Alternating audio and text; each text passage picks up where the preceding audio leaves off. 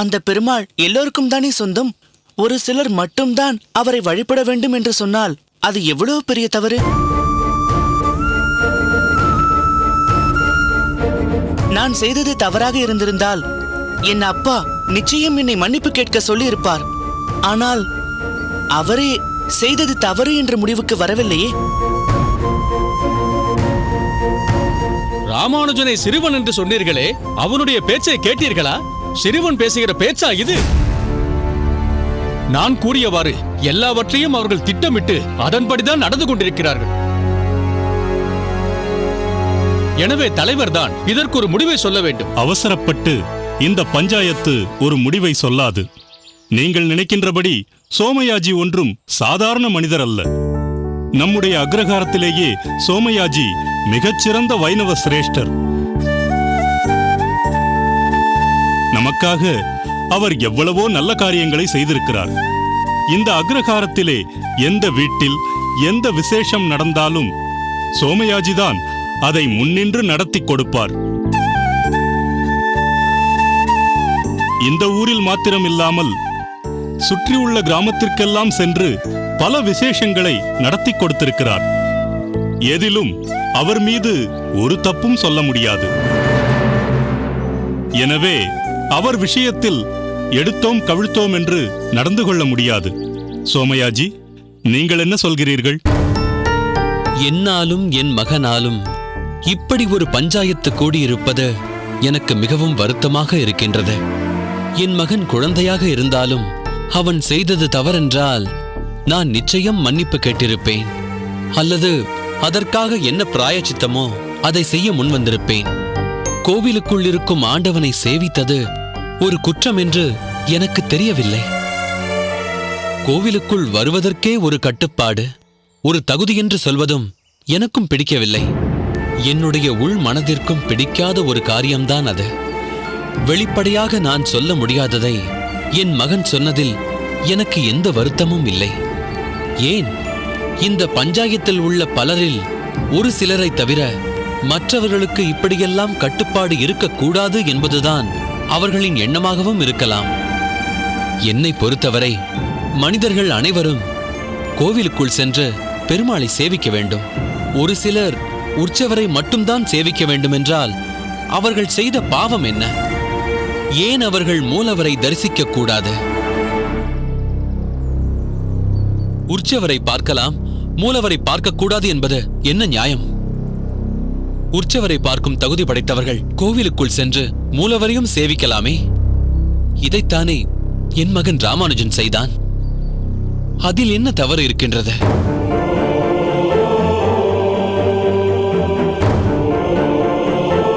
உங்களுக்காக நான் மன்னிப்பு கேட்டால் அல்லது ராமானுஜனை மன்னிப்பு கேட்க சொன்னால் அது அவன் மனதிலே ஆழமாக பதிந்துவிடும். செய்யாத ஒரு தவறுக்கு நாம் மன்னிப்பு கேட்டுவிட்டோமே என்று அவன் வருந்துவான். சோமயாஜி, உங்கள் மகன் செய்தது தவறில்லை, அவன் செய்தது சரிதான் என்று திரும்ப திரும்ப தாங்கள் கூறுவதால் அதற்கான தண்டனையை நீங்கள் தான் ஏற்றுக்கொள்ள வேண்டும்.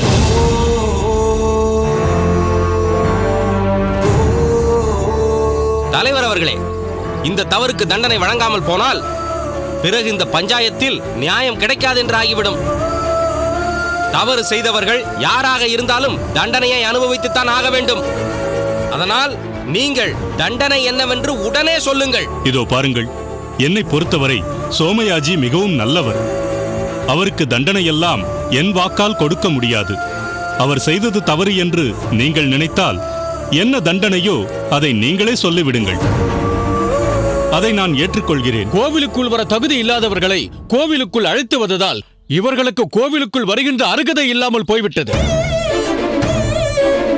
எனவே இனிமேல் சோமயாஜியோ அவருடைய மகன் ராமானுஜனோ அவருடைய குடும்பத்தினரோ யாரும் கோவிலுக்குள் வரக்கூடாது.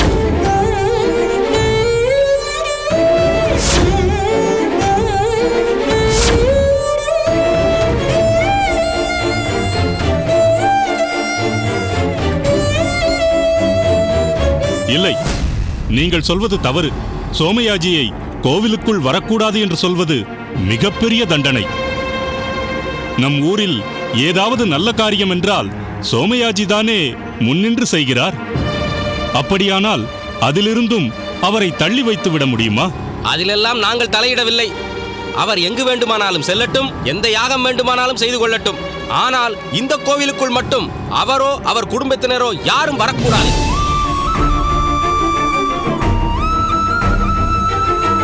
அவர் கோவிலுக்குள் நிரந்தரமாக வரக்கூடாது என்று சொல்ல முடியாது. உங்களுக்காக வேண்டுமானால். மன்னிக்க வேண்டும். உங்கள் அநேகரில் நான் மூத்தவனாக இருப்பேன் என்ற முறையில் என்னை தலைவர் சில வார்த்தைகள் பேச அனுமதிக்க வேண்டும். சொல்லுங்கள். நான் சோமயாஜியையும் என் சிறு பிராயத்தில் அவரின் தந்தையையும் நன்றாக அறிவேன். நேற்றும் இன்றும் நம் ஸ்ரீபெரும்புதூரில் வேதங்களிலும் உபனிஷத்துகளிலும் அவர்களைப் போன்ற தேர்ச்சி பெற்ற வைணவ சிரோன்மணிகள் வேறு யாரும் கிடையாது. கேசவ சோமயாஜி அறிவிலும் ஞானத்திலும் கடல் என்றால் இந்த அர்ச்சகன் ஒரு சிறு குட்டை. குட்டை கடலுக்கு பரிந்துரைப்பது நகைப்புக்குரிய விஷயம்தான். ஆனால் ஒன்றை மட்டும் தங்கள் கவனத்திற்கு கொண்டு வர விரும்புகிறேன். அந்த சிறுவன் கோயிலுக்குள் 2-3 அடி வைத்ததுமே அவனை தடுத்தாயிற்று. மேலும் அறியாமல் ராமானுஜன் செய்த தவறுக்கு அவர் குடும்பத்தை இத்தனை கடுமையாக தண்டிப்பது சரியல்ல என்பது என் தாழ்மையான கருத்து. 2-3 மாதங்களுக்கு அவர் குடும்பம் கோயிலுக்குள் நுழையக்கூடாது என்று வேண்டுமானால் தடை விதிக்கலாம் என்று தங்களை நான் தாழ்மையுடன் கேட்டுக்கொள்கிறேன். சரி, வேண்டுமானால் இப்படி செய்யலாம். ஓராண்டு காலத்திற்கு மட்டும் அவர்கள் கோவிலுக்குள் வரக்கூடாது என்று கூறட்டுமா? எதுவாயினும் சோமயாஜிக்கு தண்டனை கிடைக்க வேண்டும். அதுதான் எங்கள் கோரிக்கை. சோமயாஜி, தவறாக நினைக்காதீர்கள். இதைத் தவிர வேறு வழி இல்லை. நான் கொடுக்கும் தீர்ப்பை பற்றி நீங்கள் என்ன நினைக்கிறீர்கள்? தங்களின் தீர்ப்பை நான் விமர்சிக்க விரும்பவில்லை. அது மரியாதையும் ஆகாது. ஆனால் நான் என் இல்லத்திற்குள் நுழையக்கூடாது என்று தண்டனையிடுங்கள். நான் தெருவில் தூங்குகிறேன். மனைவி மக்களை பார்க்காமல் இருக்க வேண்டுமென்று ஆணை பிறப்பியுங்கள். அவர்கள் இருக்கும் திசையை கூட நோக்காமல் இருக்கிறேன். ஆனால் நினைவு தெரிந்த நாள் முதல் அந்த ஆதிகேசவனின் திருவடி தொழுது அவருக்காகவே வாழ்ந்து கொண்டிருக்கின்ற இந்த வைணவனை கோயிலுக்குள் நுழையக்கூடாது என்று சொல்வது கொடுமையான தண்டனை. இதைவிட என் கண்களை குருடாக்க வேண்டும் என்ற தண்டனையை எனக்கு நீங்கள் அளித்திருந்தால் கூட அதை நான் மகிழ்ச்சியுடன் ஏற்றுக்கொண்டிருப்பேன். சோமயாஜி, நீர் நடித்ததெல்லாம் போதும். பஞ்சாயத்தாரின் தீர்ப்பை நீர் ஏற்றுக்கொள்ளத்தான் வேண்டும். பரவாயில்லை. உங்கள் தண்டனை எதுவாயினும் அதை நான் ஏற்றுக்கொள்கிறேன். இந்த பஞ்சாயத்திற்கு நான் கட்டுப்படுகிறேன். சோமயாஜி, அவர் மனைவி காந்திமதி, அவர்களது மகன் ராமானுஜன் மூவரும் ஓராண்டு காலத்திற்கு கோயிலுக்குள் வரக்கூடாது என்று தீர்ப்பு வழங்குகிறேன்.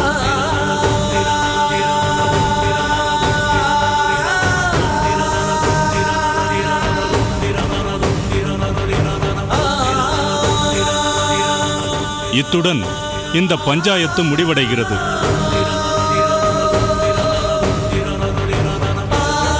வருகிறேன். வாருங்கள்.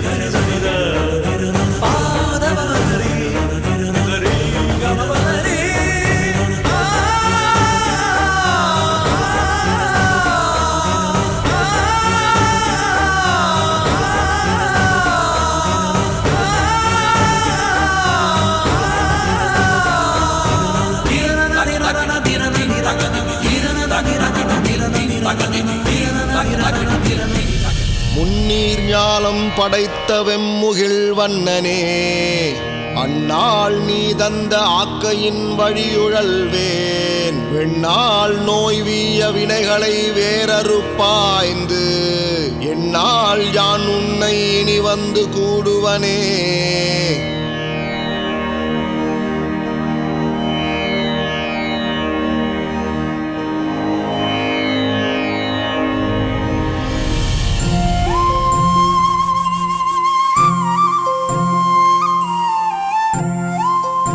வன்மாவையம் அலந்தயம் வாமனானின் பன்மாமாய பல்பிறவியில் வடிகின்ற யான் தொன்மாவல்வினை தொடர்களை முதலறிந்து நின்மா தாழ் சேர்ந்து நிற்பதஞ்சான்று கொலோ.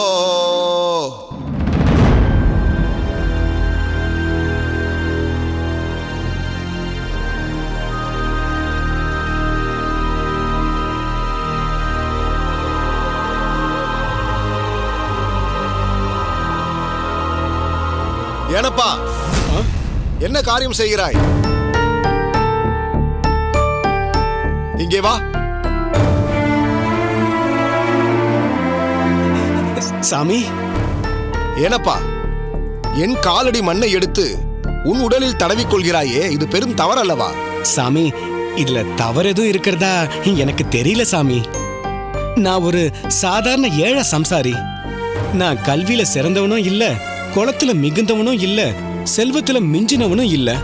ஆனா பெருமாளோட பாதத்துல மோட்சம் அடையணுங்கிற ஆசை மட்டும் பெருசா உடையவன் சாமி.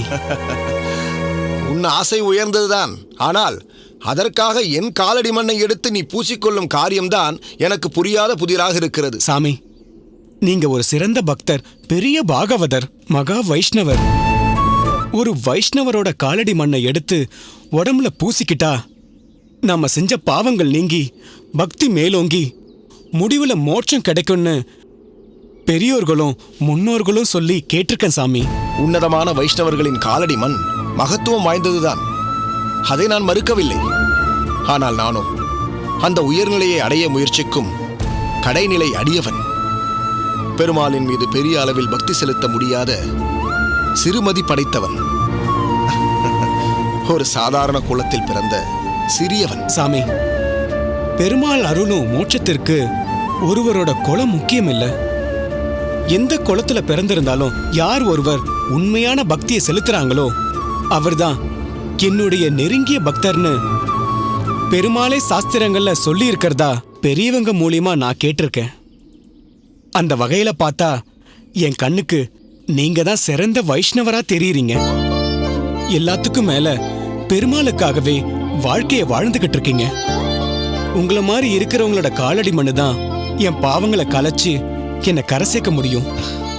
அந்த நம்பிக்கை எனக்கு இருக்கு. இருந்தாலும் உங்க மூலியமா எனக்கு ஒரு உதவி ஆகணுமே சுவாமி. உதவியா? என் மூலமா? அப்படி என்ன உதவி உனக்கு தேவைப்படுகிறது?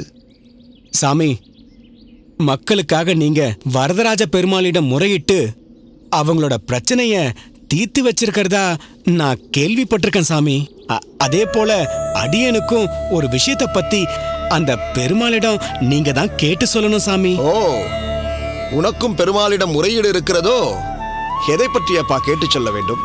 அடியனுக்கு முக்தி எப்ப கிடைக்கும்னு பெருமாள் கிட்ட ஒரு விண்ணப்பம் வச்சு அதுக்கு ஒரு விடைய கேட்டு சொல்லுங்க சாமி.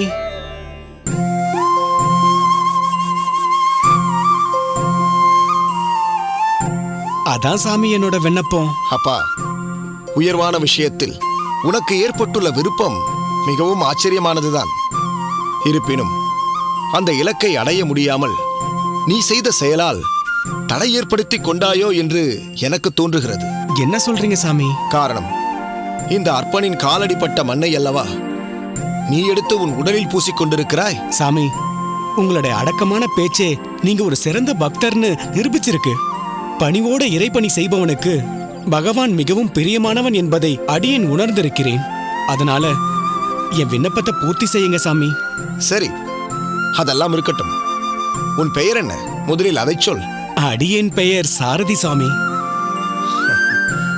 சாரதி, பெருமாள் உனக்கு மோட்சம் அருளுவாரா என்பது பற்றி அடியேனுக்கு தெரியாது. ஆனால் உன் பக்தியால் வரதனும் மயங்குவான் என்பதை நிச்சயம் நான் அறிவேன். உன் பக்தி அடியேனை ஆச்சரியப்படுத்தி விட்டது. அடியேனுக்கு ஏதோ பக்தி இருக்குன்னா அதுக்கு காரணமும் உங்க காலடி மண்ணை பூசினதுதான் சாமி. போதும் அப்பா, போதும். உன் விருப்பத்தை, முக்தி பற்றிய உன் கோரிக்கையை நிச்சயம் நான் வரதனிடம் வைக்கிறேன். அவன் அளிக்கும் பதிலுரையை உன்னிடம் தெரிவிக்கிறேன். நன்றி சாமி. நான் வருகிறேன்.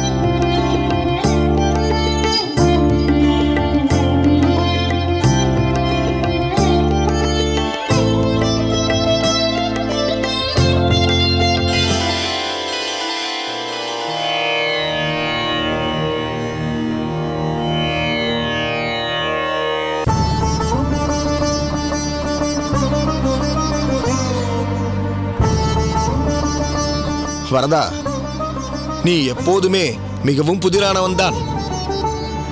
இன்பமாகவும் குதூகலமாகவும் உள்ளவர்கள் உன்னை மறந்து விடுவதால் ஒரு சிறு துன்பத்தை கொடுத்து மீண்டும் அவர்கள் உன்னை நினைக்கும்படி செய்து விடுகிறாயே. சரியாக சொன்னீர்கள் திருக்கட்சி நம்பிகளே.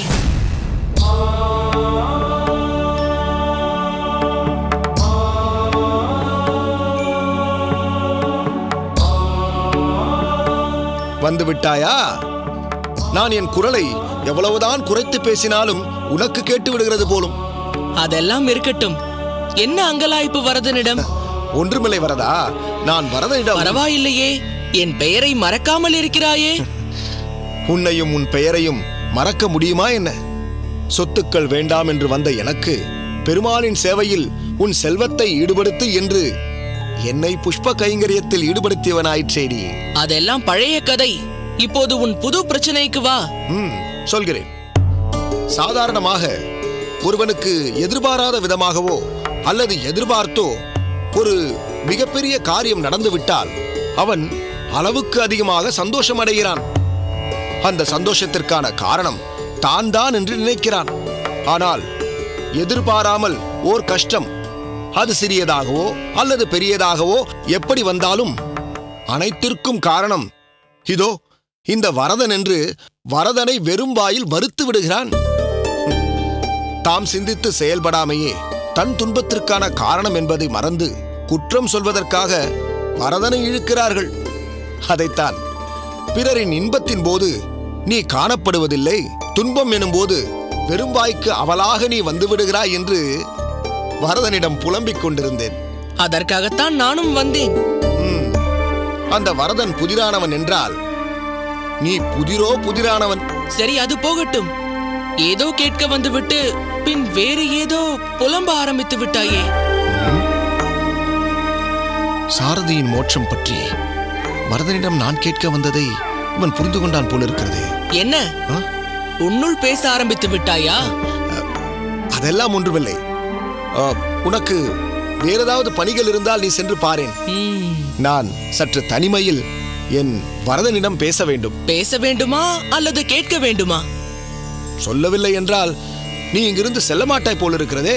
நன்றாக புரிந்து கொண்டாய். ஒரு விஷயம் பற்றி வரதனிடம் கேட்கத்தான் வேண்டும். எதை பற்றி? அந்த சாரதி கேட்க சொன்னானே, அதை பற்றிதானே?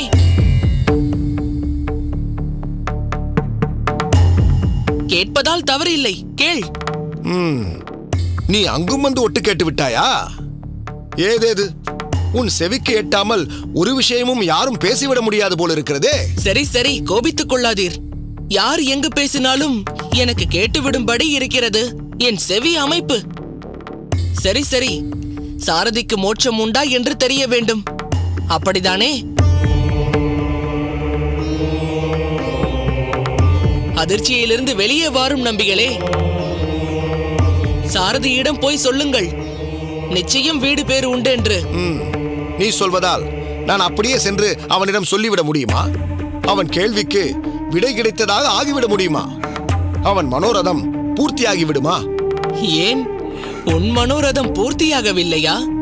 சற்று முன் நீதானே சொன்னாய். அதற்குள் மறந்து விட்டாயா? ஓர் இக்கட்டான நிலையில் என்ன செய்வது என்று தெரியாமல் தானே இங்கு வந்து புலம்பினீர். நான் உமக்கு சொன்ன அறிவுரைப்படிதானே நீரும் நடந்து கொண்டீர். தீர்வும் கிடைத்ததல்லவா? இந்த வரதனுக்கு உமது விருப்பப்படி புஷ்ப கைங்கரியமும் ஆலவட்டம் சுழற்றும் கைங்கரியமும் செவ்வனே நடைபெற்றுதானே வருகிறது. அதுபோல இதுவும் நடக்கும். உன் பேச்சை உதாசீனப்படுத்த வேண்டும் என்று எனக்கு தோன்றவில்லை. ஆனால் அந்த சாரதி உமது காலடி மண்ணை எடுத்து பூசிக்கொண்டான்.